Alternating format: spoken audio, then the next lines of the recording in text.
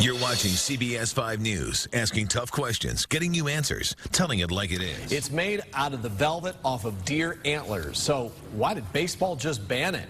We'll explain. Some athletes are always looking for an edge, but what if that edge came from the antlers of a deer? A new type of substance is out there that mimics the effects of steroids. It's becoming so popular that Major League Baseball has banned it. The spray is made of velvet scraped off the antlers. It is said to give you better sleep, bigger muscles, and a clearer head. It's mainly used as a tonic. I mean, the Chinese have been using it for over 2,000 years. And so it's basically meant to help revitalize someone who is in need of that. Hey, welcome back, folks, to the Health Hero Network. As you know, my name is Greg Arnold, and you're watching the #1 rated health cable show, Maryland, D.C., and Northern Virginia. Alternatives, or as we like to call it, you be the judge, and that's important. We strive to educate you on different ingredients, different natural ingredients, as alternative ways to feel better. Now, I want to impress upon you that I'm not saying to you that these things are going to cure any diseases. We're not going to tell you that they're going to prevent any diseases, these formulas we're talking about. What we are going to tell you is that you be the judge. What we have done is collected information on these natural ingredients, reliable, responsible information from reliable and responsible sources. We're revising a segment on the insulin growth factor 1 and deer antler spray because of the controversy that surrounds that particular, that surrounds IGF-1 and the human growth hormone. So I apologize for that brain fart I just had, but the bottom line is I'd like to start off today. One of the first people in the segment is someone who has really impressed the Health Hero Network, all the volunteers here, including myself. Impressed us with his knowledge and his articulation and his enunciation and his descriptions of both IGF-1 and HGH, the human growth hormones. In this particular segment, you're going to see some things that you may not want to believe, meaning that some people think that they're very harmful to you. Some people think they're the cat's meow. So what we have done is giving you as much reliable, organized information about both of those items as possible, as is available. And then, unfortunately, you have to be the judge. So here we go. This gentleman's name is Dylan. I'm really not certain how to pronounce his last name, but I think he does. So check this out. I think you're going to be just as impressed with this young man as we are. iSARMs.com, the #1 place to learn about SARMs online. Welcome everyone. Dylan Gemelli here today with a brand new video for you, and today's video is a video that's been requested frequently to me lately, and so what I want to discuss with you today is the topic of IGF-1, and that stands for insulin growth factor. Insulin-like growth factor 1 is a polypeptide hormone, and that actually belongs to the GH class, which is the growth hormone class. Now, humans are going to naturally produce IGF-1, and mostly it comes from the liver, and it's in like small, meager amounts in peripheral tissues. Some people are deficient in IGF-1, so they need to take a synthetic version of it, which most of you know as the peptide that you can buy. It's extremely anabolic, so it actually shares its name with insulin because it's similar in structure. Specifically, it carries the identical amount of amino acids. So it's very popular among many bodybuilders, etc. IGF is actually used to treat those who are deficient in the hormone and those who actually really don't respond well to HGH. So those individuals might actually have enough HGH in their system, but they're really not benefiting from it whatsoever. So IGF-1 is going to be added to give an extra boost. Now, the IGF supplementation for this purpose, and only this purpose, is approved by the FDA. Most people's use is not approved by the FDA, but if you're deficient and you need a treatment, that's how it's approved, and that's how you can do it in the right way. So how exactly does it work? Because I think there's confusion on how it works. It actually works by stimulating cell growth in both new and existing tissues. So the hormone's released in the liver, as I said before, and it works by binding itself to the IGF receptors within cells in the body. So this effect can be very, very beneficial to a user because it's going to provide an anabolic environment. And that's going to increase your nitrogen retention, and it's also going to increase protein synthesis, which in turn is going to do more of a rapid muscle growth. So there's also evidence that IGF-1 will not only grow existing muscle cells bigger, but it's also going to promote the development of new muscle cells as well. So there's a lot of benefits to IGF-1. It has amazing properties that can really be taken advantage of. It's actually been shown to help a person learn new skills because it promotes growth of new motor neurons in your brain. So it can actually make you a little bit smarter. And I know a lot of you need that. So do I. So do we. So do who doesn't? And that's one thing to keep in mind. Furthermore, it can also help repair your cartilage. It can improve your collagen formations, and it can even help bones heal and grow. So this really shows that older athletes can benefit very well from the recovery properties. And it can actually prevent and or heal injuries over long-term use. So it's looked at kind of as a fountain of youth. It's shown to be one. Now, the most popular way to really use IGF is to actually stack it with an existing anabolic steroid cycle. This can really result in some explosive results in new muscle mass and recovery that's even more rapid. And we all need a more rapid recovery. There's not a person out there that could not use a more rapid recovery. Okay? And it's widely used in like a bridge cycle between cycles. So stacking it with SARMs is very ideal as well during a bridge. And it really helps to hold on to muscle mass. So stacking it with HGH is also another popular idea and use. And this actually helps increase lean body mass and reduce body fat. So one study that I can point out, those that actually used IGF stacked with HGH gained 7 pounds of lean mass and dropped 5 pounds of fat. That's a damn good recomposition. So, but keep this in mind before you run out and start thinking IGF is this and that. You need to understand that due to the fact that it has a negative implication on a person's overall metabolism, it may not give you the results you're aiming for. So just don't think it's this crazy cutter, because it's not. It's really best to use it during a bulking phase, and it's probably a poor choice for anybody that's really cutting down for a contest or someone that's really just aiming to lose weight in general. Probably not the best pick. So then what are the side effects with IGF? Because I think many of you know there are some side effects there. It's actually a little bit safer than other hormones. Now, because it has such anabolic and insulin-like properties, one thing you have to really be aware of is hypoglycemia, which is low blood sugar. That's a concern here. So to avoid this, you just simply take in more sugar and take your IGF-1 with food. If symptoms are still occurring, then you may need some more sugar to boost your blood sugar levels. Symptoms that you really need to look for. Okay, this is the list. Anxiety, headaches, sweating, hunger, dizziness, sleepiness, and just overall abnormal behaviors. Okay, if any of these symptoms are occurring, you need to really re-examine the dosage that you're taking and the timing and how much sugar you're taking with it to really balance things out. There's also the possibility of non-hypoglycemic issues, like you could experience some joint issues, organ growth, and possible cholesterol issues. So there are things that you need to be aware of and that you need to watch out for. Now, what's the dosage here? Well, IGF works best, anywhere ranging from 15 micrograms a day up to 100 micrograms a day. I would not exceed that at any time, and that's on the very, very high end. Usually it's going to be cycled on and off for 4 weeks at a time, with probably a 1 to 2 week break, and then back on another 4 weeks. So that's really how you run it, how to dose it, what to expect from it, and a little bit of background information on it. So That should cover IGF-1 for everybody. Insulin growth-like factor 1, just so we remember that.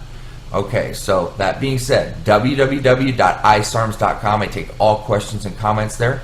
You can also email me, dylan@isarms.com, but you're going to get a much more rapid response by simply going to the forum. So that being said, stay tuned for plenty more videos to come. Dylan Gemelli, signing off. iSARMS.com, the #1 place to learn about SARMs online. Hey folks, welcome back to Good Morning Maryland. I'm Greg Arnold. My sponsors, one of my sponsors asked us to run this segment that you're about to watch, and we're going to put it on their websites as well, all of their health websites. Folks, there's a lot of, what they don't want you to do is spend the family inheritance on deer antler velvet IGF-1. This stuff has a place. It works. It really does work. But it can kill you. And they want us to express this to you so that you can watch what we're about to show you and understand how this stuff works.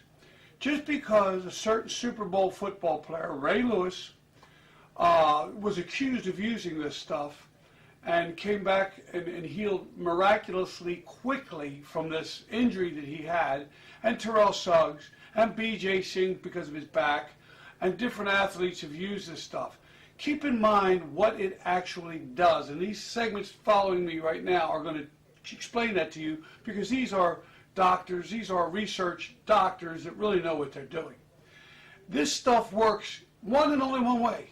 If you're injured, if you have a torn muscle, if you have a broken leg, if you have an injury, IGF-1 will rush to that area, just like an army of antibiotics, so to speak. It'll run to that area and it will heal it quicker than you can imagine. IGF-1 is in children's bodies and all of our bodies when we're young and we're growing up. What happens at a certain age, we start losing the ability to create this stuff naturally. Now, if you take this on an even keel and you maintain it on an even keel and don't try to become, it doesn't make you muscle bound. It won't create lean muscle mass. It won't do that. It will heal. Now, what happens when you keep on these high doses of what's making you heal? Your cancer cells in your body, and we all have them, will start eating that stuff. They love it. And cancer cells, as you're going to find out, are immortal until they kill the host, which is you and me. So the stuff is great. You don't take antibiotics when you don't need them because they're good for you. Because why? You'll build up a tolerance to them. You don't eat too much food. Why? Because you get fat. Anything in excess can considerably hurt, except for nitric oxide. That's the only thing you can't take too much of. And that really stimulates the anti-aging process and the reversal of the aging process. As I've said many times, the bottom line is just watch what I'm about to show you, then make your decision on how much of this stuff. Look, my sponsors want to sell you this stuff, but they want to do it in a responsible manner. They don't want you taking this to, all you're going to do is make people selling this stuff if it's real. If it's real that they're selling you. All you do is line their pockets and hurt your body. This stuff works when used in the right manner. Watch this, please. What is the mechanism by which our diet can affect our levels of this cancer-promoting growth hormone IGF-1? Imagine you're a kid with some Tinker toys. Then Christmas come early and you get one of those huge sets dumped down in front of you. All excited with this new load of building raw materials, you may really start scaling up. And basically it's the same thing with your liver and insulin-like growth factor 1. When you dump a load of protein on your body, your liver's like, whoa, look at all this. What are we going to do with it all? We can't just waste it. We got to do something with it. Let's just start growing stuff. Add a few new additions, maybe a new wing. So your liver decides to start pumping out IGF-1 to tell all the cells in the body, it's growing time. Be fruitful and multiply. Spare no expense. Go crazy. Look how much excess protein we got to work with. The problem, of course, is that some of the new additions may be tumors. When you're a fully grown adult, cell growth is something we want to slow down, not accelerate. So one might imagine the goal would be to maintain adequate but non-excessive overall protein intake. We know excess cellular growth isn't so good when we're fully grown adults, since budding tumors may end up being the main beneficiaries of higher levels of circulating growth hormones. But in some circumstances, a little extra growth is sought after, particularly for men in this culture, though not exclusively. The growth hormone IGF-1 is the reason some dogs look like this and others like this. But what about those who strive to be the big dog? Yes, lower circulating levels of IGF in vegans lowers cancer risk, but might that interfere with their accumulation of muscle mass? There certainly are lots of plant-based bodybuilders, but maybe they're the exception. To look like this, does one have to risk looking like this? Paul, telomerase hit the headlines. However, I think we have to put it into perspective. It is not the fountain of youth. However, it is a significant breakthrough. We have to put it into a much larger perspective. First of all, we know that DNA is sort of like a shoelace. It has plastic tips at the end. Every time a cell reproduces, the tips get shorter and shorter and shorter until finally they fray. And you know that your shoelace without the plastic tips will simply fall apart. That's what happens inside a cell. A cell, for example, your skin cell, will divide about 60 times. That's called the Hayflick limit. Then the cell goes into senescence and eventually dies. So in some sense, every cell has a biological clock. It is doomed to die after about 60 reproductions. However, telomerase can eliminate some of the contraction of the chromosomes, and the chromosomes can maintain their length. So at first you may say, aha, we can now defeat the biological clock, but not so fast. First of all, cancer cells also use telomerase. Cancer cells are immortal. Cancer cells are immortal, and that's precisely why they kill you. Why are cancer cells so dangerous? Because they are immortal. They grow, and they grow, and they grow until they take over huge chunks of your body, meaning that your bodily functions cannot be performed, and you die. So we have to make sure that when you hit ordinary cells with telomerase, that you don't also trigger cancer in the process. Aging is the buildup of error. That's all aging is, the buildup of genetic and cellular error. As cells begin to age, they begin to get sluggish because genetic mistakes start to build up. Now, cells, however, have a repair mechanism. They can repair damage to their cells. Otherwise, we would all basically rot very soon after birth. Folks, this isn't one of those segments where it really is, it's only a cold sore and the checks in the mail deals. No. These guys know what they're talking about. My sponsors would love to sell you this stuff by the literal gas truck load, but they're responsible people. Everybody that sponsors our show, we check them out. And when they came to us and said, hey man, you've got to get the word out. We don't want to dissuade people from buying from us, but we don't want to kill them either. So if you're injured, you saw what the guy said, this stuff, I'm going to explain it in layman's terms, it rushes to the place of the injury. It isolates it. Your body's telling it, hey man, I need some help over here. Like, let's say, if Ray Lewis really used it, okay? If Terrell Suggs, who was supposed to be out for 2 years with Achilles tear and came back in record time, if he really used it, who cares? It's the reason that the Major League Baseball and the reason NFL banned this stuff is because it thought it gave the other athletes an unfair advantage. Baloney! It just healed them faster. If your Aunt Mabel is injured, give her high doses of it. This is what my sponsors are telling me. And it'll isolate the injury, and it'll get in there and help it repair faster. It's all it does. It enhances IGF-1. IGF-1, in turn, goes in there, and it's another term that you heard in there called Teslorama or something like that. It starts with a T. It enhances that. That's your basic DNA. But if you keep enhancing things, those cancer cells aren't going to sit back and say, there goes another one. There goes another one. Quick, they're going to grab one, and when they do, then you got other problems. Much worse than the injury that you took the stuff for. Basically, if Aunt Mabel, Aunt Matilda, whatever your aunt's name is, she takes this stuff for an injury, she's not going out the next day and throw for 700 yards in the NFL. She's not going to throw a baseball 100 miles an hour, and she certainly ain't going to hit any home runs. She's going to get back to what she did before faster. She's not going to cook any faster. She's not going to be able to open up jars of mayonnaise any better than she did before. It doesn't make you stronger is the point I'm trying to make. You guys that are out there that are buying this stuff, thinking that you're going to look like Hulk Hogan in a matter of 1 month, 2 months, or 3 months, it ain't going to happen in 10 months. What it will do and how it will make you stronger is if in fact you're hurt and can't work out. That's when your muscle turns to flab. That's when you get weaker. It'll get you back to the weights. It'll get back to your training regimen faster. Therefore, yeah, you could say it makes you stronger. But it doesn't get in there like Popeye with his can of spinach and give you ultra super strength right away. And I think too many people think that, and too many people are blowing a whole lot of money. It's not necessary. Stick with your essential amino acids. Stick with your arginine that creates nitric oxide. That's the winner. That won't hurt you. Because when that gets near cancer, cancer goes like this. Cancer don't want to fool with nitric oxide. Okay? So the bottom line is, we want you to listen. The sponsors want you to purchase responsibly. That girl there, she's been taking too much IGF. She just lost 900 pounds. Thank you, folks. I hope you have a healthy, safe weekend.